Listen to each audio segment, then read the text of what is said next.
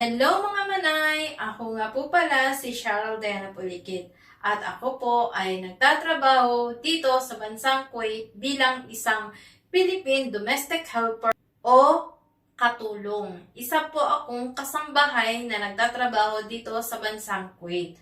At ang dahilan po kung bakit po ako nagbi-video ay nakasuot na naman ako ng ganito. Di ba? Parang nagmamayabang lang, charot. Hindi po ako nagmamayabang. Nais ko lang po na ibahagi sa inyo ang mga naging achievement ko sa buhay o ang mga nagawa ko sa buhay ko, 'di ba? Syempre, dahil naging part kayo sa buhay ko, so ibabahagi ko din sa inyo kung ano din po ang aking nagawa at na-achieve sa buhay ko. Upang ma-inspire ko kayo, wala po akong karapatan or dapat na ipagmayabang dahil nga po sa nais ko lang at layunin ko lang at ang intensyon ko lang na kayo ay ma-inspire. Katulad ko na mga kasambahay na nagtatrabaho dito sa bansang Kuwait. Ako po ay may time na mag-aral dahil nga po sa meron po akong day off.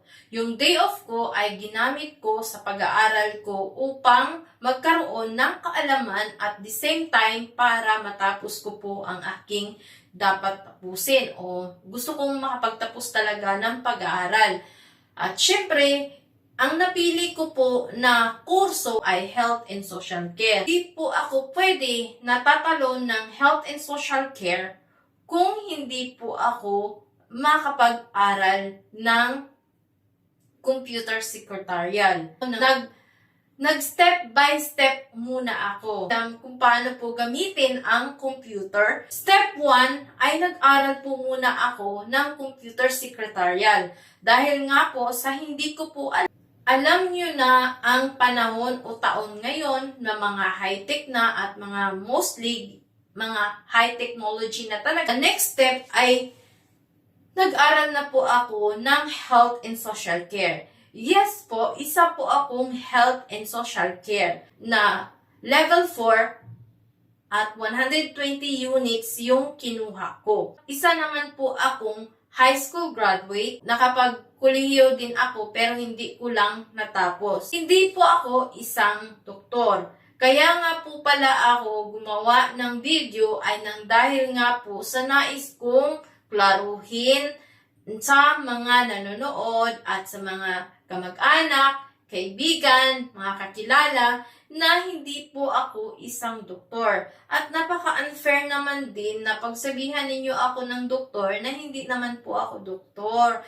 At ayoko din naman na kuhanan ng posisyon ang mga doktor dahil napakalaki ng diferensya sa doktor at sa katulad ko na health and social care o caregiver.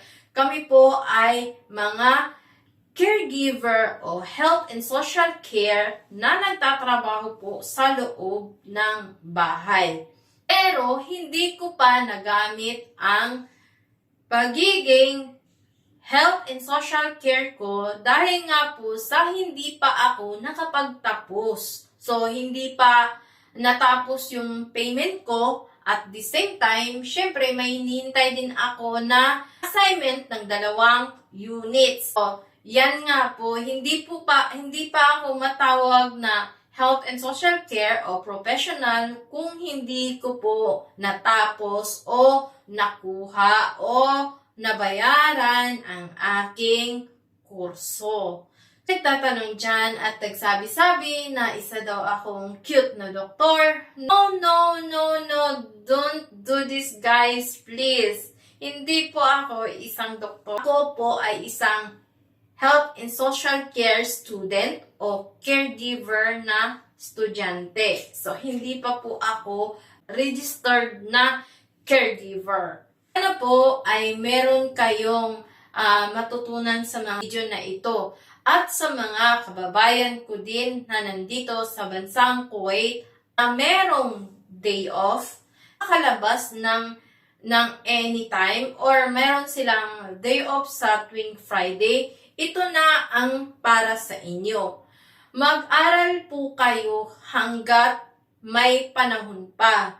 hanggat kaya pa, or kung gusto mo na matupad mo yung pangarap mo na katulad ko na nangarap. At ito nga po ang katuwang natin na si ICC Kuwait, your partner in success, na siyang tutulong sa atin na makamit natin ang ating mga pangarap. Huwag na po kayong magpatumpik-tumpik pa. Nga akong naririnig na mga sabi-sabi, at kahit nga din po ako ay sabi ko ay ayoko na, ay di ko kaya, ay wag na, kasi hindi na pwede, ganon. Pero mali po yung mga ganon na dahilan o mga rason, dahil para sa inyo naman ito. At ito ay ikakabuti din sa atin. Sabihin ko sa inyo ng totoo. Natutunan ko po kung ano po ang mga proseso at kung ano po ang dapat kong matutunan about sa healthcare. Dahil nga po syempre, patanda na din po ako, nais kong matuto at malaman ko kung paano alagaan ang ating kalusugan ko dahil natututo po ako. At syempre, about din naman sa computer, naku Diyos ko, may alam po ako pero sa cellphone lang po. Pero about sa laptop, hindi ko po yun alam. Talagang wala akong alam sa computer. But thanks God, nandyan si ICC Kuwait na nagpursige upang matuto. Huwag na kayong magdadahilan at magsalita ng kahit na ano-ano. Kung gusto ninyo, merong paraan. Kung ayaw, maraming dahilan.